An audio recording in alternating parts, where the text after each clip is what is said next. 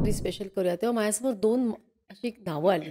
एक म्हणजे धनश्री, जिचा ज्ञानमार्ग आहे. मला माहिती आहे ती प्रचंड वाचन करते, विद्वत्ता प्रचूर आहे आणि आहे म्हणजे जे आपल्याला दिसलंच आहे आता सगळ्यांना.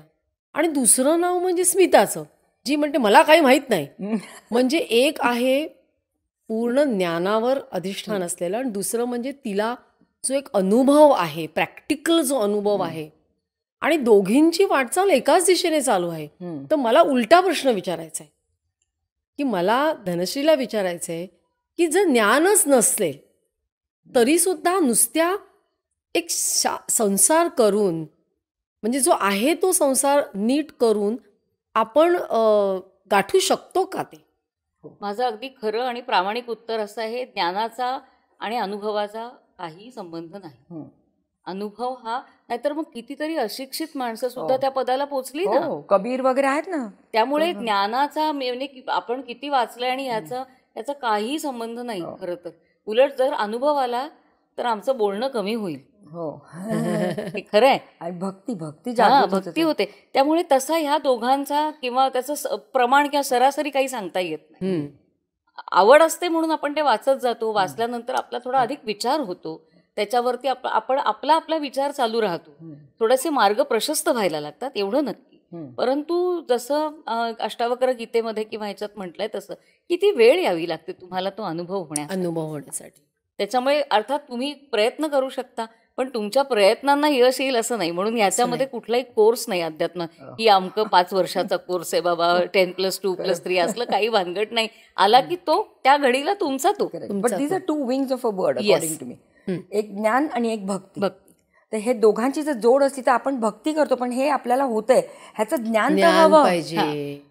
हे मला होत आहे. तर एखाद्या विलेजमध्ये तू गेलीस, तुम्ही आपण जातोय गावामध्ये, त्या बायकांना किंवा त्या लोकांना तिकडच्या छान वाटतं, मस्त बोध वगैरे झाल्यानंतर त्यांचं पण काय झालं ह्याचं ज्ञानच नाही त्यांना कळतच नाही एक्सप्लेन कसं करायचं. तुम्ही तिथे ज्ञान यायलाच हवं थोडंसं. सो हे खरे 2 विंग्स ऑफ द बर्ड. आणि ज्ञानाच्या पलीकडे भक्ती आहे एवढं 100%. कारण ज्ञानाने कधी कधी अहंकार येण्याची शक्यता खूप जास्त असते. त्यामुळे म्हणून तर आपल्याकडे हनुमंताचं मोठं उदाहरण मानलं गेलंय की तो बुद्धिमत्तां वरिष्ठ आहे, सगळ्यांमध्ये श्रेष्ठ आहे ज्ञानी लोकांमध्ये, पण तो तितकाच झुकणार आहे. हे कॉम्बिनेशन अवघड आहे की अतिशय ज्ञानी आणि तेवढाच झुकणारा, हे खूप अवघड आहे. आणि म्हणून ज्ञानोत्तर भक्ती महत्वाची आहे अगदी. पण आता तुम्ही दोघी म्हणजे काय ज्ञानमार्ग आहे, एक भक्ती मार्ग आहे, पण काही अशा व्यक्ती असतात ज्या कर्मयोगी पण असतात ना, त्या बरंच काही कार्य लोकांसाठी म्हणजे ह्याच्यावर घेतलेलं असतं. मग तो मार्ग पण श्रेष्ठ नाही का?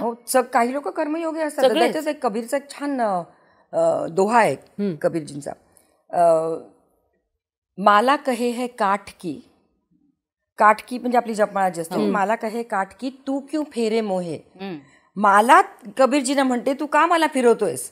माला कहे काठ की तू क्यों फेरे मोहे, मनका फेरले सो तुरंत मिला देतो है. सो आतून तुम्ही शिफ्ट व्हा, आतून चेंज व्हा, तुमच्या समोर साक्षात उभाच येतो.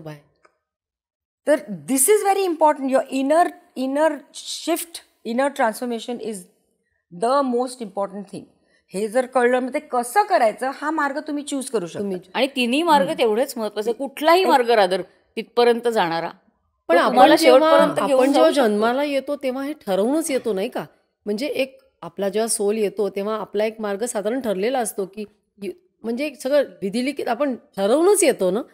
मग असं वाटतं का की पण ही जी अनुभूती मिळते, जसं तू म्हणालीस की एक वेळ यायला लागते, मग ती अनुभूती येण्यासाठी जसं आपल्या एक आयुष्यात एक की बाबा या एका मोमेंटला मला अनुभूती येईल, मग त्यासाठी मला एक प्रश्न विचारायचा आहे. पहिले धनश्रीला, आणि मला तर स्मिताबद्दल माहितीच आहे म्हणजे ती सांगेलच आहे की धनश्री यासाठी आपल्याला गुरुची आवश्यकता असते. गुरुची आवश्यकता असते, गुरुशिवाय होत नाही. कोणत्या रूपात तो गुरु असला पाहिजे? कुठल्याही रूपामध्ये. तुम्हाला जिथे आंतरिक जाणीव होते की बस की या पुस्तकातनं असेल, या व्यक्तीमधनं असेल, ह्या मूर्तीमधनं असेल, पण मला काहीतरी आतून मिळाल्याची खूण येते, ते गुरुतत्व आहे. म्हणून आपल्याकडे गुरुला व्यक्तिगुरु म्हटलं नाही, गुरुतत्व म्हटलं. गुरुतत्व ते कशातही असू शकतं. त्याच्यामुळे पण त्याला आवश्यकता आहे असं वाटतं 100%. स्मिता तुझं काय? तर तू तुझे गुरु होते म्हणजे असं दादाश्रीजी आता तुझेच गेले नाही. म्हणजे सुरुवात माझी गुरुंचीच झाली. प्रभूजी होते, नंतर मग दुसरीकडे होते, आता दादाजी. म्हणजे फिजिकल गुरु माझ्यासाठी खूप इम्पॉर्टंट आहेत. मध्ये कसा काळ होता जेव्हा I was moving from one organisation to the other, तर मध्ये तो काळ होता 3-4 वर्षांचा, Lost. गुरु नव्हतेच. म्हणजे मी इथे तिथे तिथे तिथे असे कुठे कुठे नाही गेले, मी कुठे कुठे गेले की नाही आय नीड अ गुरु. कारण मला एकटीला नाही समजत आहे, नाही मला मार्ग मिळूच शकणार नाही, मला कोणतरी गाईड हवाच, हे माझं मत आहे.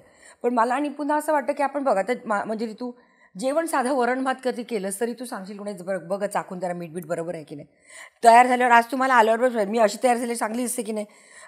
आपण हे प्रत्येकाला प्रश्न विचारतो, प्रत्येक क्षणोक्षणी प्रत्येकाचं व्हॅलिडेशन लागतं आपल्याला कोणाचं ओपिनियन तरी. घेतो. मग आपल्या स्वतःच्या आयुष्याबद्दल जिथे आपल्याला काही माहित नाही, काय करायचं माहित नाही, तिथे आपल्याला गायडन्स नको का, असं माझं मत आहे. आणि वेळोवेळी मिळत पण जातो गायडन्स, हेही तितकंच खरं. हो, तो आतून मिळतो तो वेगळा. हो, पण नाही मला अशी माणसं भेटत जातात. भेटत पण तुम्हाला जातात. ती हो. बरोबर त्या मार्गाला घेऊन जातात.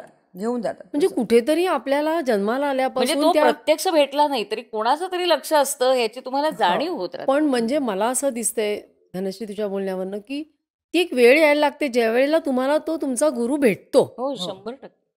आणि आपल्या आयुष्यात एका पर्टिक्युलर मोमेंटला गुरु भेटणं हे तर प्रारब्ध आहे. विधिलिखित असतं, पण त्याचबरोबर मला असं वाटतं तो एक नशिबाचा भाग असतो. पण आपल्याला घडवून आणता येतं का ते? ते अनुभव त्याच्यावर आम्ही काहीच बोलणं शक्य नाही काहीच मला बोलणं तरी. हा. ते पुन्हा दोघांची नीड पाहिजे. म्हणजे तुमची तयारी असेल तेव्हा गुरु तुमच्या समोर उभा हो. राहतो असं म्हणतात, हं. तेव्हा तुमची देखील आतून ती नीड पाहिजे की मला हवाय गुरु, असं तशी नीड असते. मग तो गुरु बरोबर तुम्हाला शोधून काढेल.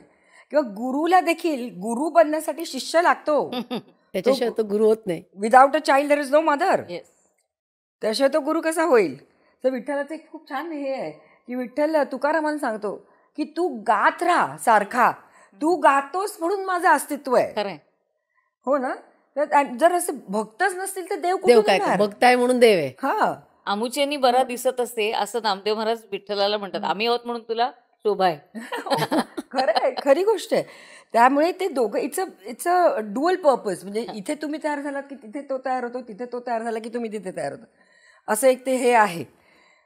पण एक I according to me I can do without a physical master. I can do. मी लॉस्टच होईल, मला समजणारच नाही, वेडी भरकटून जाईल सगळी पूर्ण. ही क्लिप शेवटपर्यंत बघितल्याबद्दल खूप खूप धन्यवाद. संपूर्ण एपिसोड बघण्यासाठी खाली दिलेल्या लिंकवर क्लिक करा आणि सर्व काही चॅनलला सबस्क्राईब करायला विसरू नका.